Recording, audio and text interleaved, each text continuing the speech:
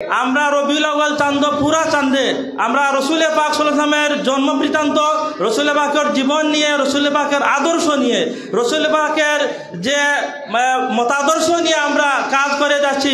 এটা বাংলাদেশ আঞ্জুমানে তালামুল ইসলামিয়া এবং বাংলাদেশ আঞ্জুমানে আল ইসলাহি বাংলাদেশের মধ্যে সবচেয়ে বেশি করে থাকে, ঠিক কিনা?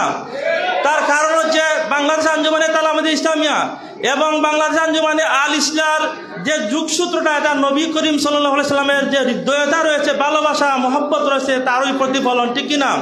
সুপ্রিয় উপস্থিতি, আমি যে কথাটি বলতে চাচ্ছি, বাংলাদেশ আঞ্জুমানে তালামুল ইসলামিয়া রবিউল আউয়াল চাঁদের মাসের মধ্যে যতটুকু সেমিনার, সিম্পোজিয়াম, র্যালি করে থাকে, সেই সবটির ভিত্তি ইসলামী শরিয়ার মধ্যে আছে। আমি একটি কথা বলতে চাই, রসুল পাক সাল্লাল্লাহু আলাইহি ওয়াসাল্লামের সাহাবী হযরত উমর রাদিয়াল্লাহু তাআলা যখন ইসলাম গ্রহণ করলেন, ইসলাম গ্রহণ করার সাথে উমর ফারুক রাদিয়াল্লাহু তাআলা বললেন, ইয়া রাসূলুল্লাহ, আমরা কি সত্যের উপরে নয়? আল্লাহ রাসূল বললেন, হ্যাঁ আমরা সত্যের উপরে।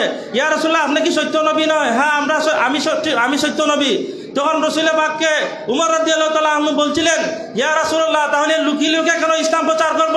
চলুন আমরা প্রকাশ্যে ইসলাম প্রচার করব। তখন রসুল পাক সাল্লাল্লাহু আলাইহি ওয়াসাল্লামের সাহাবায়ে কেরাম খুশি হয়ে আনন্দে উদ্বেলিত হয়ে নারায়ে তাকবীর স্লোগান দিয়েছিলেন। তারপরে সাহাবায়ে কেরাম খুশি হয়ে রসুল পাককে সামনে দিয়ে দুইটি লাইন ধরে র্যালি করে, এক লাইনের সামনে ছিলেন উমর রাদিয়াল্লাহু তাআলা, অন্য লাইনের সামনে ছিলেন হামজা রাদিয়াল্লাহু তাআলা। সাহাবায়ে কেরাম র্যালি করে রসুল পাককে নিয়ে আনন্দ মিছিল করেছিলেন। সুপ্রিয় উপস্থিতি, আমরা বলতে চাচ্ছি, কিছুদিন আগে মোগলবাজার তালামুল ইসলামিয়া র্যালির মধ্যে কোমলমতি ছাত্রদের উপরে যেভাবে পাথর নিক্ষেপ করা হয়েছে, আমরা রসুল পাকের নিকটে হাসরের মাধ্যমে বিচার দিব।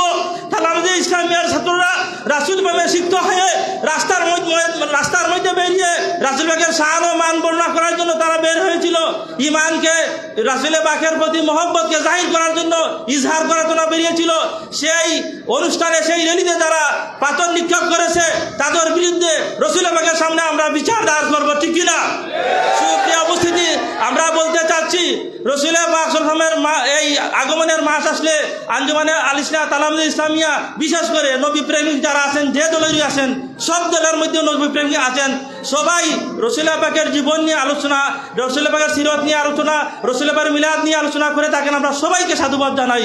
আমরা আসুন, আমরা সবাই মিলে যে যুগে, যে সময়ে রসুল পাককে নিয়ে ব্যঙ্গ বিদ্রুপ করা হচ্ছে, প্রিয় মাতৃভূমি দেশে, বিদেশেও বিভিন্ন দেশের মধ্যে যে জায়গায় রসুল পাককে নিয়ে ব্যঙ্গ বিদ্রুপ করা হচ্ছে, রসুল পাককে ভিন্নভাবে উপস্থাপন করা হচ্ছে, সে যুগে আমার দৃষ্টিতে, আমার মতে রসুল পাকের জীবনী, রসুল পাকের শান ও মান বেশি বেশি আলোচনা করার প্রয়োজন আছে। সুপ্রিয় উপস্থিতি, আমার হুজুরের সামনে বেশ কথা বলা যাবে না। রসুল পাক সাল্লাল্লাহু আলাইহি ওয়াসাল্লাম আমাদের মধ্যে এসেছেন মানব জাতির অন্তর্ভুক্ত। আমি একটা আয়াত তিলাওয়াত করেছি শেষের দিকে, কাদ জাআকুম মিনাল্লাহি নূরুন ওয়া কিতাবুম মুবিন। আমি বলতে চাচ্ছি, একটা প্রশ্ন এখানে এসেছে, নবী পাক সাল্লাল্লাহু আলাইহি ওয়াসাল্লাম নূর কিনা? আমি যে কথাটি বলতে চাই, আমরা যে কথাটি বলতে চাই, আমরা আহলে সুন্নাত ওয়াল জামাতের আকীদা যেটা, এটা হচ্ছে নবী পাক সাল্লাল্লাহু আলাইহি ওয়াসাল্লাম মানব জাতির অন্তর্ভুক্ত, কিন্তু আমাদের মতো নয়। নবী পাক মানব জাতির অন্তর্ভুক্ত, কিন্তু আমাদের মতো নয়। নবী পাক সাল্লাল্লাহু আলাইহি ওয়াসাল্লামকে এমনভাবে তৈরি করা হয়েছে, সৃষ্টি করা হয়েছে, যে নবী পাক মানব জাতির অন্তর্ভুক্ত হিসাবে এমন এক মাটি দিয়ে তৈরি করা হয়েছে, যে মাটিকে রিফাইন করতে করতে করতে করতে নূর হিসাবে পরিণত হয়েছে। যেভাবে আপনারা একটা উদাহরণ দিলে বুঝতে পারবেন, আমরা মাটির বর্তন দেখেছি, সেই মাটির বর্তনকে রিফাইন করতে করতে করতে করতে করতে সেই মাটির বর্তন হয়ে যায় চিনির বর্তন, ঠিক কিনা? সেটা কি চিনির বর্তনকে কি মাটির বর্তন বলা যায়? বলা যাবে না।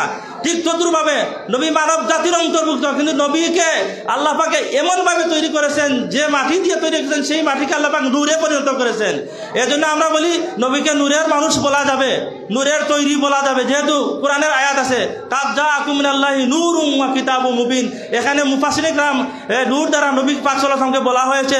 এতএব আমাদের আকিদা হচ্ছে, নবী পাক হচ্ছেন আল্লাহ পাকের সৃষ্ট নূরের তৈরি, আল্লাহ পাকের নূরের অংশ নয়। আল্লাহ পাকের নূরের অংশ নবীর নয়। আল্লাহ পাকের নূরের অংশ বললে শিরক হয়ে যাবে। নবী পাক হচ্ছেন আল্লাহ পাকের নূরের, আল্লাহ পাকের সৃষ্ট নূরের তৈরি। নবী পাক সাল্লাল্লাহু আলাইহি ওয়াসাল্লাম মানব জাতির অন্তর্ভুক্ত। নবী পাক সাল্লাল্লাহু আলাইহি ওয়াসাল্লামকে শান ও মান আল্লাহ ফরিস্তান। নবী পাকের শান ও মান, আল্লাহ ফরিস্তার স্থান। আমি যে ছাত্রভাইদের উদ্দেশ্যে যে কথাটি বলতে চাই, বাংলাদেশ আঞ্জুমানে তালিমাত ইসলামিয়া ইফরাত এবং তফরিতের মধ্যমণি, অর্থাৎ না ছাড়াছাড়ি না বাড়াবাড়ি, এর মধ্যস্থতায় এই কার্যক্রম চালিয়ে যাচ্ছে বাংলাদেশ বুকে। আমি আহ্বান করব, আপনারা যারা কৌমতি ভাইয়েরা আছেন, আপনারা